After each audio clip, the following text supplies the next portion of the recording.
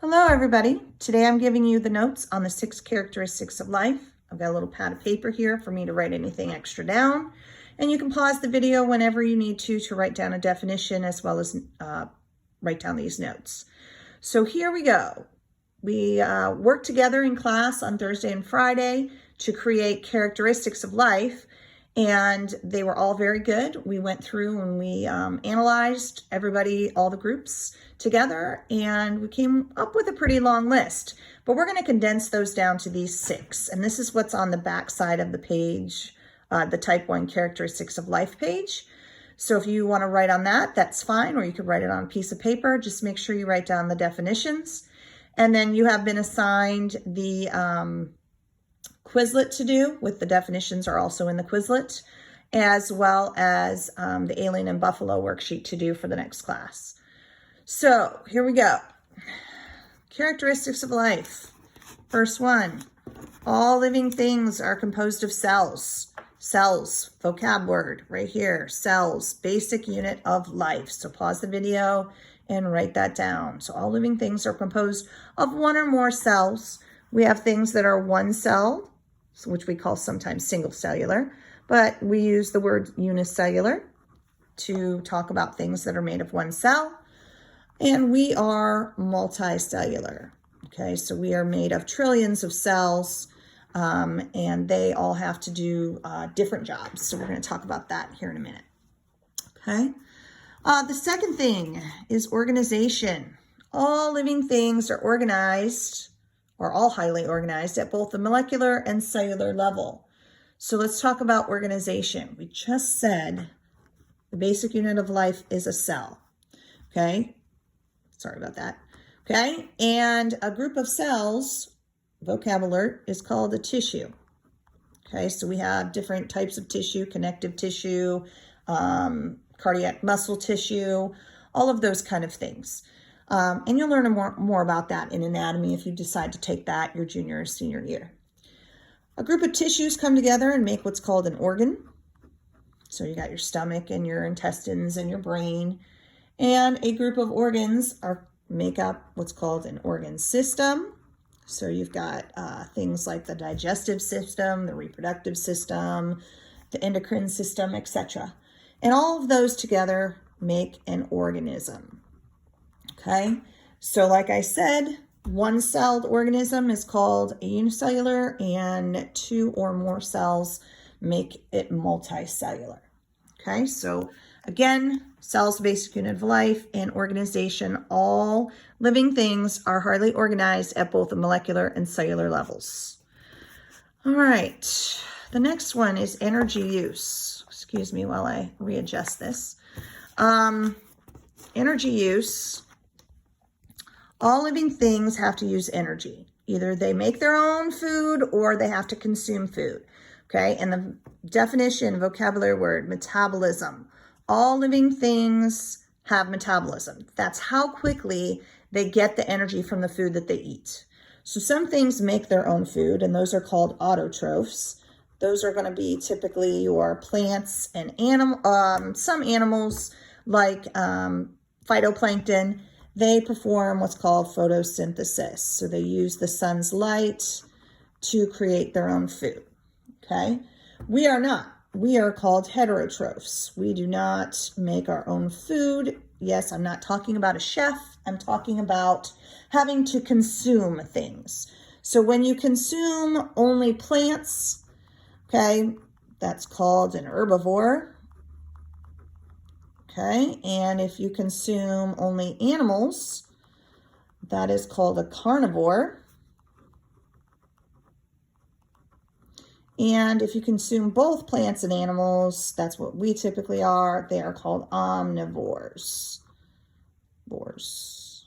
Yep, okay, omnivores. Okay, so that's how we get our energy. The next one is probably a new word that you may or may not have heard of before. But this is a lot of the things that you guys put on your list combined together.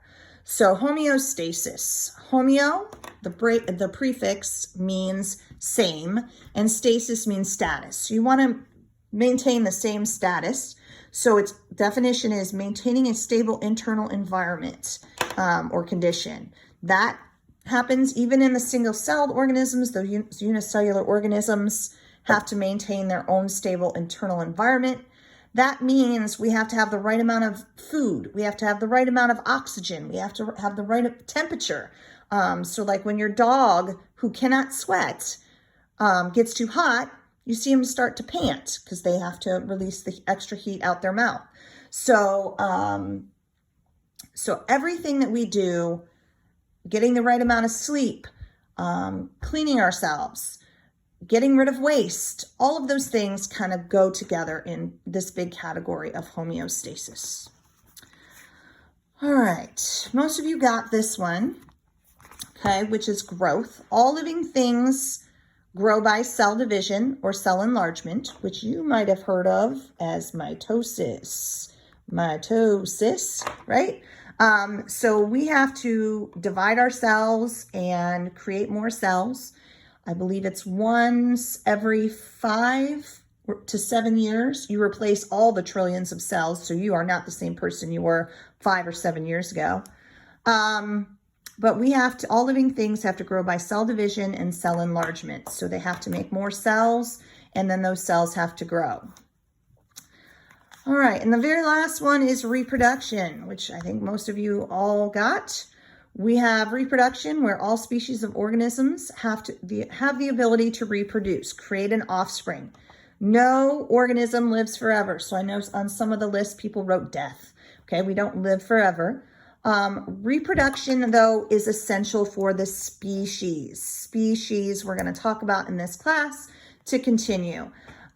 So reproduction, we talked about something called asexual reproduction. I'm trying to write upside down. Asexual reproduction and sexual reproduction. Okay, asexual, only one parent. And this one takes 2 parents of opposite sex. Okay, or gender, I'm going to say. Opposite gender. Okay, so they, some plants have 2 different genders. So there's male and female parts of a flower. And then some things can divide.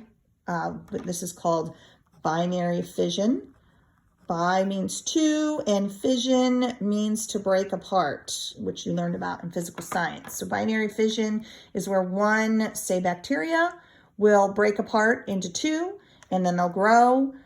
This one is where you have 2 parents of opposite genders typically have to fertilize something. It can be external fertilization, like a fish or a frog lay eggs, or internal fertilization, where a male has to inseminate a female. So these are the 6 characteristics of life. You have the worksheet, alien and buffalo. So again, on the alien side, you have to defend. Why is that car a living, why did he think it was a living thing? And then the prosecution, why it is not. Which of these does it not fit under? Does it not do this or does it not do that? And then on the back, the buffalo, remember, skip spaces, complete sentences. You are going to write a sentence, one for each of these characteristics that you see in that video. So how do you see that the buffalo is made of cells? How is that buffalo organized? What do you see in the picture that shows energy use? How do you think that organism is maintaining a stable internal environment? That one's a little tricky, but be careful. What shows in that picture shows growth, and what showed in that picture is evidence of reproduction. Okay, thank you.